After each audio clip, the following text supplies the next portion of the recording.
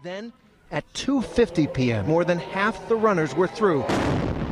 The first bomb explodes. Breaking news from Canada. Police say they've broken up an al-Qaeda-linked terrorist attack that was aimed to disrupt a major North American transportation route. A sharp new warning of all-out war. For the first time, the mysterious and secretive nation has threatened a preemptive nuclear strike against the U.S. Staying in Europe, Spain is also feeling the economic pinch. 1 in 4 are now currently unemployed in that country, and the EU expects that number to climb even higher. China and neighboring countries are mobilizing resources to fight off a new strain of bird flu. Hospitals in a race against time to contain nightmare superbacteria before it spreads from the hospital out into the world. Jeez, you scared me. But hey, I guess that's okay, right? I mean, if you watch the news these days, there seems to be a lot to be concerned about. Nuclear war, terrorism, mass shootings, city bombings, corporate fraud, bird flu, bank failures, unemployment, contamination, gangs, general crime, and depending on your temperament and conditioning, perhaps you've already armed yourself to the teeth and are watching this show from an underground bunker somewhere, waiting for the end of civilization itself. Well, whatever the concern, the idea of protection or security from such woes are ever pervasive today. Prisons, police, insurance, warranties, protection agencies, military and domestic armament, airport groping, government surveillance, and the like reveals a culture of fear, if you will, on many levels. Not to mention that the modern trends of such security risks are certainly fascinating. For example, before the 1980s, the thought of someone going into their workplace and, wiping out a couple people was a relatively remote concept. Today, we repeatedly see these acts of seemingly random violence, not only in businesses, but at schools, churches, movie theaters, malls, sporting events, and other common institutions. And as unfortunate as this dark reality of our human capacity is, it's perhaps not as unfortunate as the archaic methods we as a civilization have concocted in our attempt to counter such problems. For instance, in the wake of growing U.S. gun violence, the National Rifle Association will tell you that the problem is a lack of armed security at every turn. And if we only would just, arm everybody like the Wild West, problems of social violence would subside.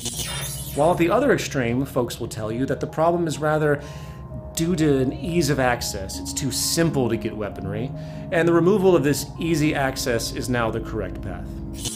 However, do either of these address the real issue, the source of the behavioral problem at hand? Where is the national discussion about, say, motivation and the sociological condition itself to which these acts erupt? I point this out because in a technological age where people can now print automatic weapons in secret with home 3D printers, paving the way for an eventual nanotech revolution that will enable the public to create powerful weapons at home, bypassing commercial regulation itself, perhaps we need to rethink our sense of causality here. For unless you intend to outlaw scientific progress itself, regulation isn't going to amount to a damn thing in the long run. Likewise, come to think of it, maybe we also need to step back and reframe what a viable threat to our safety really is, and how it measures up to other threats. On April 15th, 2013, bombs exploded during the Boston Marathon in the United States, killing 3 people, gaining global attention, almost like it was another 9/11. Yet in Iraq, on the exact same Monday, bombs exploded, killing 20 times as many people, yet no one in the mainstream media seemed to care much about that. You see, if you pay attention, you might notice that the true quantifiable magnitude of a threat or the actual toll of violence really doesn't mean much in the establishment perception. It's the idea, the context, the political spectacle that matters. And this might explain why America has spent almost $5 trillion on so-called terrorism, when U.S. citizens today, and statistically have always, been more likely to die of a peanut allergy or in the bathtub than in a terrorist attack. So, as the following episode will argue, the security fear industry, stretching from the ever-exploitative news media to the military-industrial complex to the criminal justice system, not only exploits sociological distortion birthed out of the very fabric of our deprivation, scarcity-driven social order, it now appears to be accelerating in a vicious cycle. And I don't know about you, but given all of this, I'm beginning to suspect that maybe, just maybe, the very foundation of our socioeconomic system is in play here. No longer existing as a functional mode for human progress on this planet, but rather as a conduit for a culture in decline.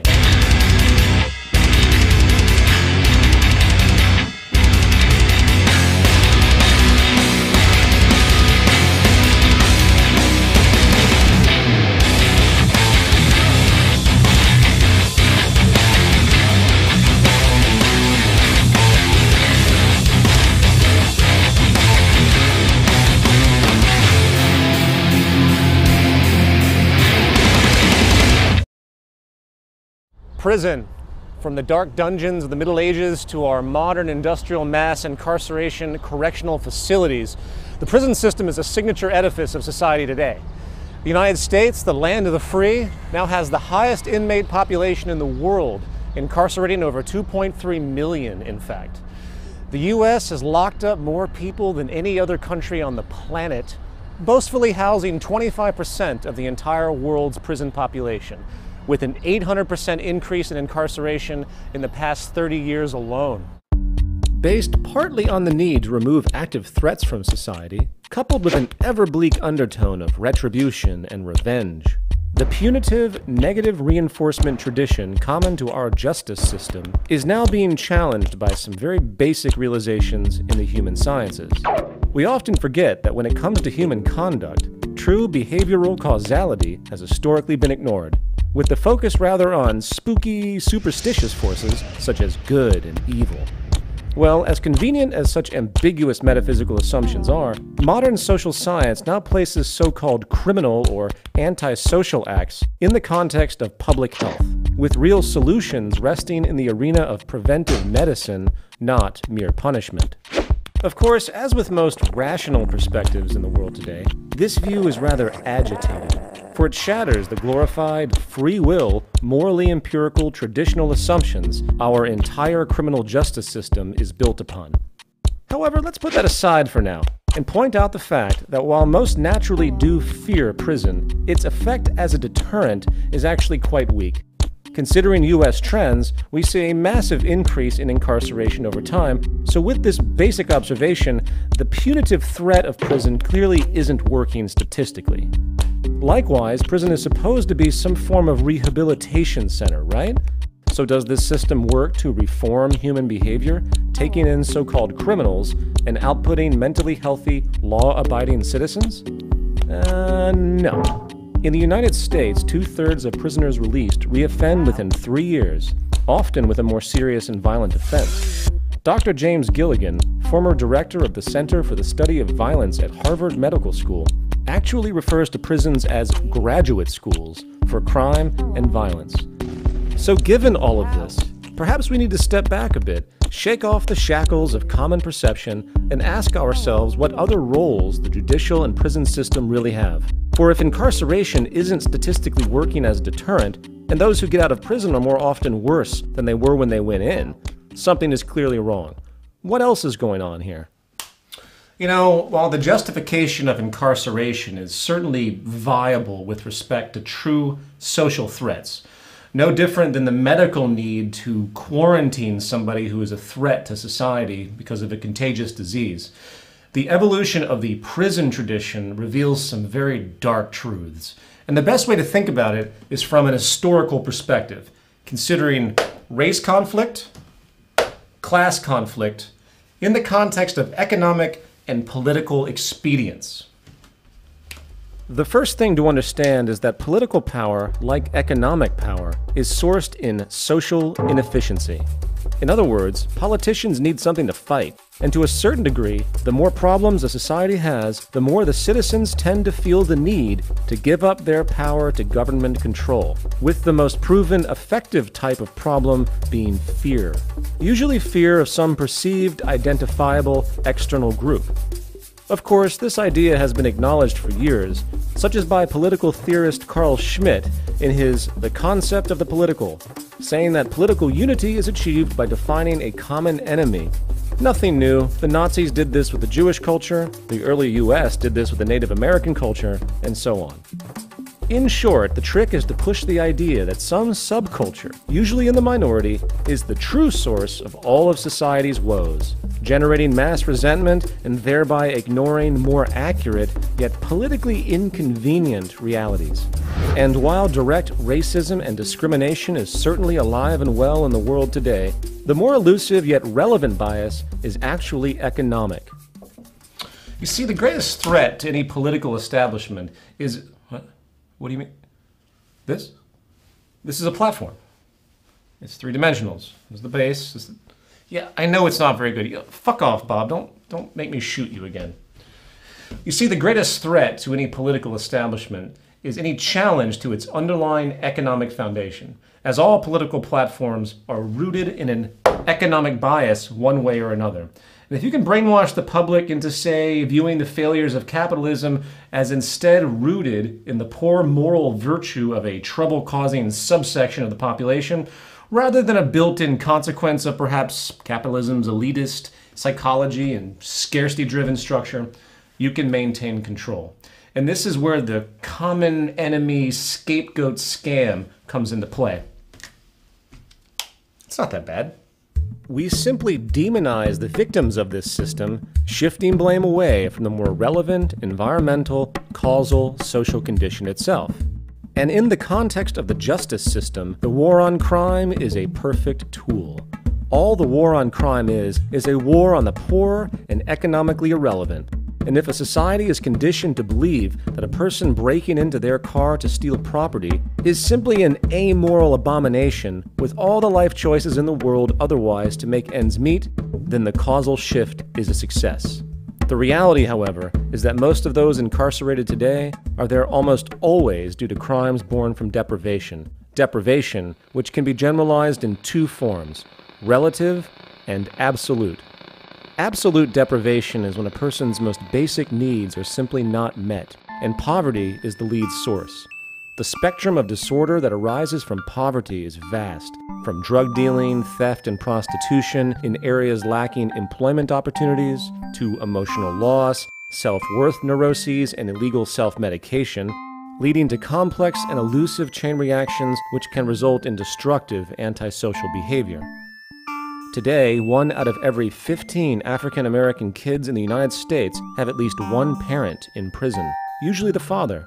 It's bad enough that the father figure is important to familial survival as the historical breadwinner, but the proven emotional toll on children who must go without such an influential parental figure also has dark results, as those children are also statistically more likely to be imprisoned as adults, in fact.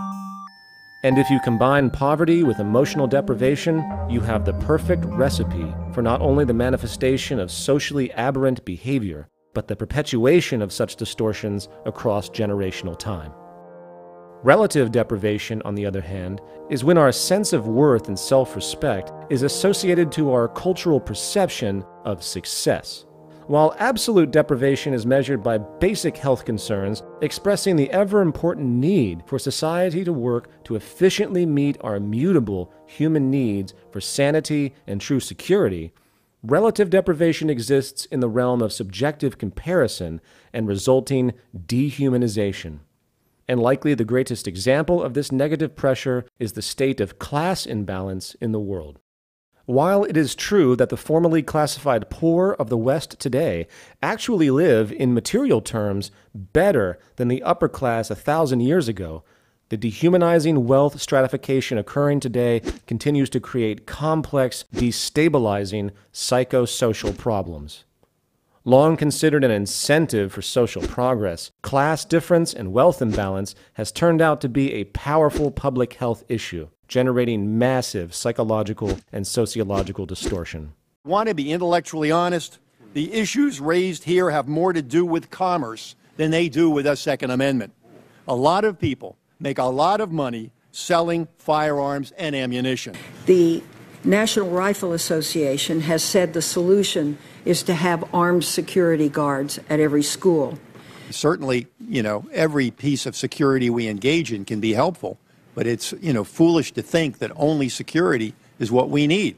The great challenge is here, can we prevent these tragedies? I'm sorry to interrupt, Chief, but since you've just brought up this notion of prevention, which is, of course, the real issue here, right? I'm curious when this conversation is going to move to more relevant social science. You know, I see we have, for example, the NRA here. Hi. Yet we don't have anyone from the pharmaceutical industry. Isn't it true that most of the mass shootings that have commenced have been done by people who are under the influence of psychologically mood-altering medications? Or better yet, where's the drug czar of this country?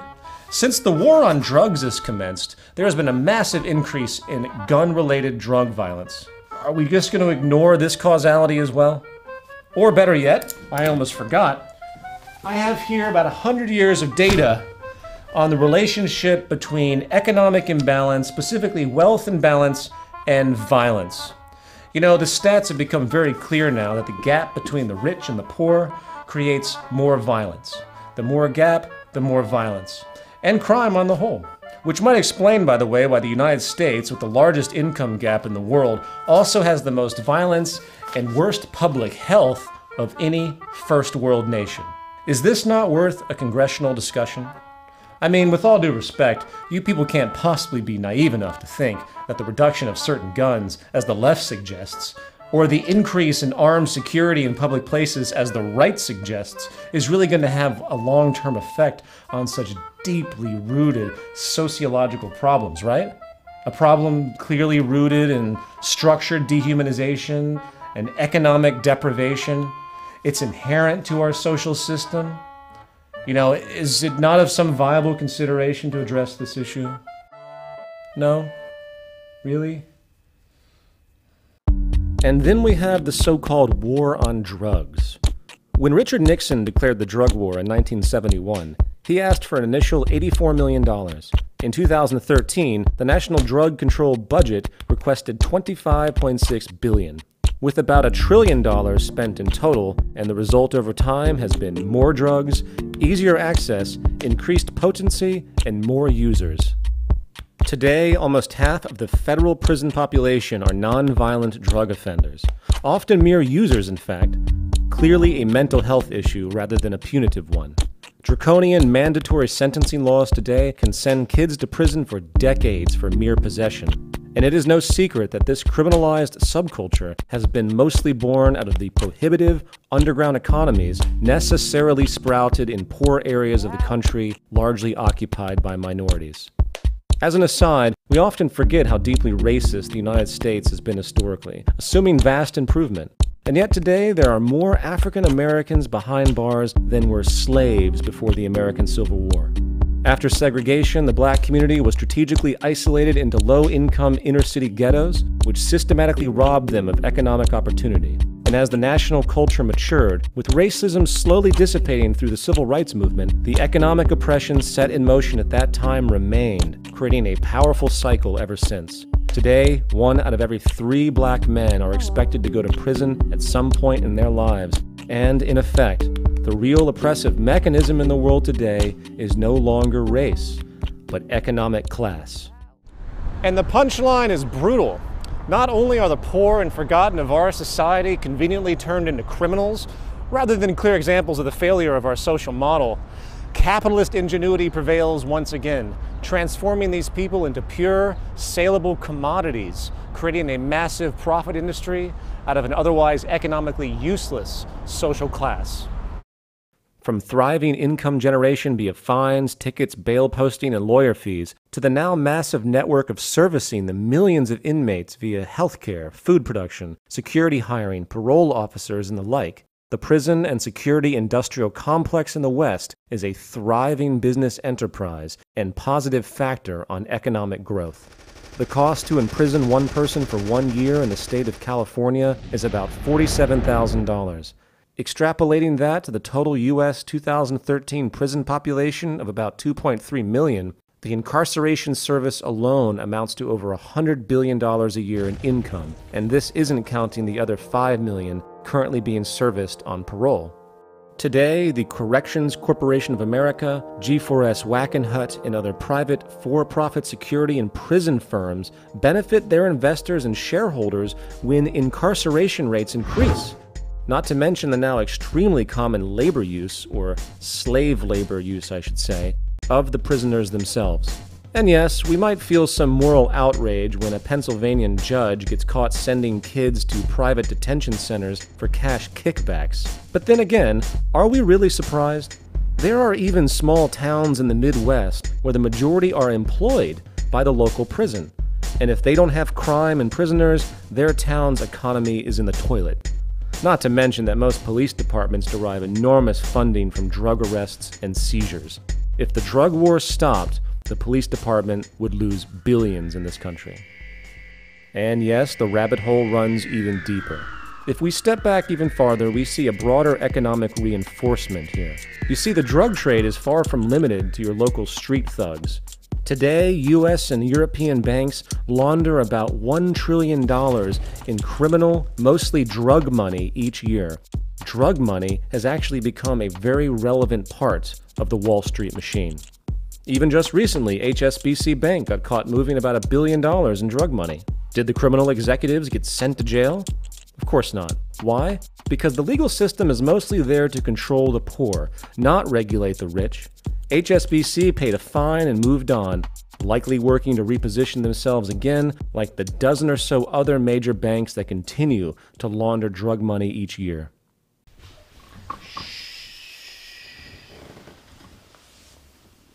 Dick! Anyway, returning to our main point, this now highly capitalized blame game, common enemy approach, is not just there to dismiss the resulting poor, it is ubiquitous at every turn. Whether common crime, terrorism, mass murders, or anything destabilizing, we see the mainstream media, and even many in the so-called activist community, completely missing the point. Buried under the propaganda of in-the-box establishment self-preservation to one degree or another. And you know what Bill Moyer's solution to that is? Let nonviolent criminals out, like heroin dealers. Yeah, that's non-violent. You're a genius, Bill. To have universal gun registration. What about... Wait, that's an important point. I am listening. Which, for some reason, Wayne LaPierre is not making, so you're going to have to hear it from me. Universal background check means universal registration. Universal registration means universal confiscation, universal extermination. You know, it's like God is saying to us, look, you got to work with me on this. You got to work with me on this. I've given you a brain. I've given you the Second Amendment to your Constitution. I have given you weapons. Now, why don't you use them? The tyrants did it. Hitler took the guns. Stalin took the guns. Mao took the guns. Fidel Castro took the guns. Hugo Chavez took the guns. And I'm here to tell you, 1776 will commence again if you try to take our firearms.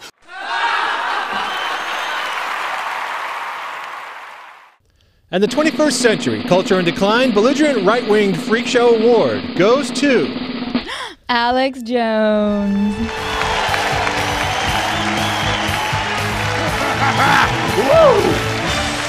Give me that, you son of a bitch. Huh. It's about time I won an award. Ladies and gentlemen, my name is Alex Jones. And you know what? I'm here to rape your butt. You know why? Because it's going to feel better if I do it before the New World Order does. That's right. The globalists are positioning themselves behind you right now. They're going to take your guns, put you in FEMA camps, and make you their slaves. They think I'm a slave? I'm not a slave. And then late one night when you're drinking their homosexually fortified juice boxes, damn, the butt rape begins. And you'll be happy that old Alex was there first to loosen you up real nice and good. Now, people, I'm not going to take too much time because I'm a humble man. But I want everybody to go to my website right now and buy my newest DVD, The Conspiracy. How the global elite pays me to make the liberty movement look insane. That's right, people. I'm an astroturfer. I'm not here to help things. I'm here to make activists look like freaks. I take viable issues of real concern and make them sound as ridiculous as possible. Just like all the other bobbleheads out there. I'm here to distract you morons. And keep you fighting about nonsense. And I get paid to do it. Woo! We interrupt this broadcast for an emergency announcement. It's an emergency because we say it is. This just in, U.S. airports remain on high alert at this time due to a pronounced terror threat. According to the FBI, a new sophisticated form of terrorist technology has surfaced, which is now forcing rapid new revisions of TSA airport security procedures. That's correct, Summer. On the heels of the 2006 liquid bomb threat and 2009 underwear bomber, this obscure new approach was revealed to authorities in a videotape allegedly found in an outhouse in Willy Wonkistan. While the date of the video is unknown, along with no clear understanding of who made it, the use of machetes, headdresses, and Arabic language was enough for federal authorities to declare it is indeed Al-Qaeda. The rather grainy video appears to show a medical procedure instructing how to implant explosives in the body cavities of babies, puppies, and kittens. Viewer discretion is advised.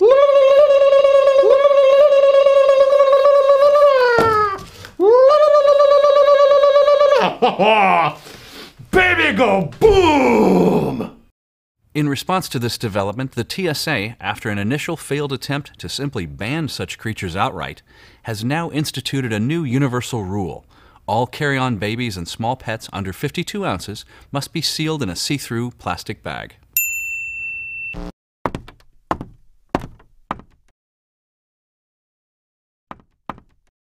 Most people don't realize, but the Earth has been slowing for many years.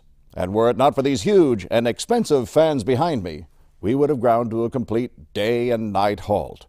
And every word out of my mouth is true. Do you know why? Because you heard it from some guy in a tie.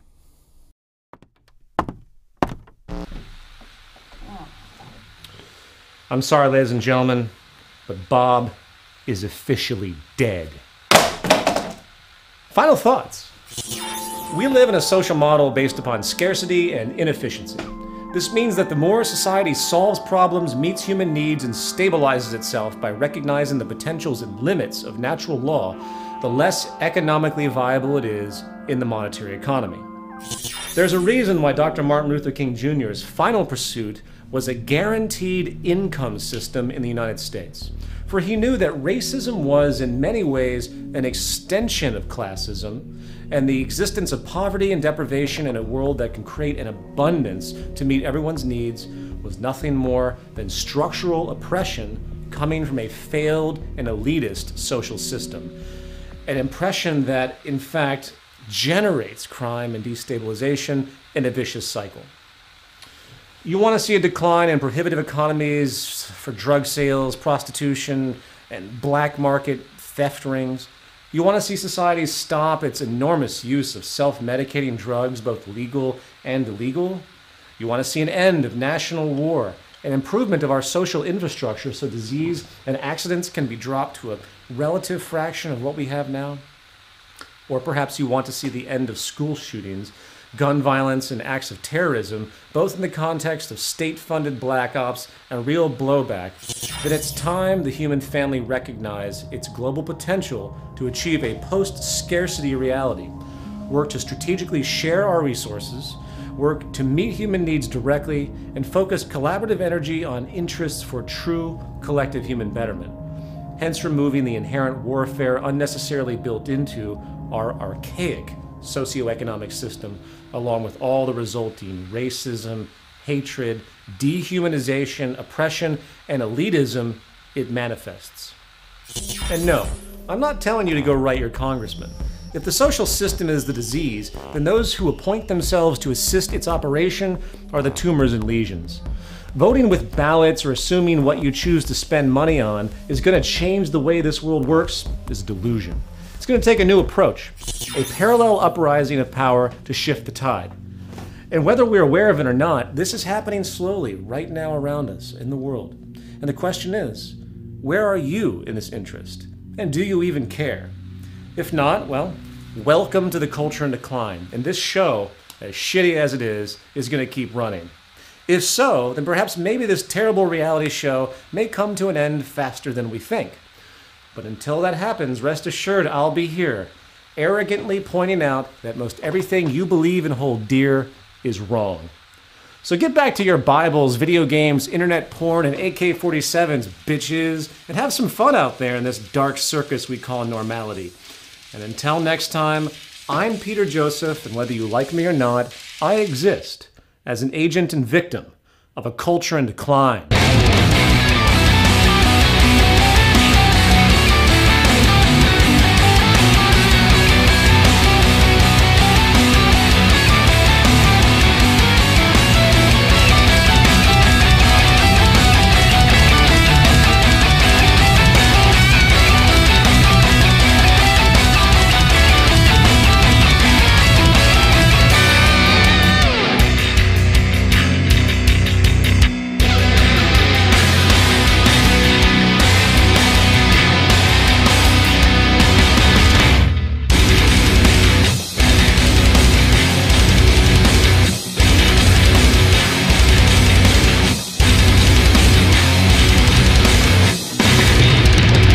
Ladies and gentlemen, don't let this fatly looking body fool you, okay?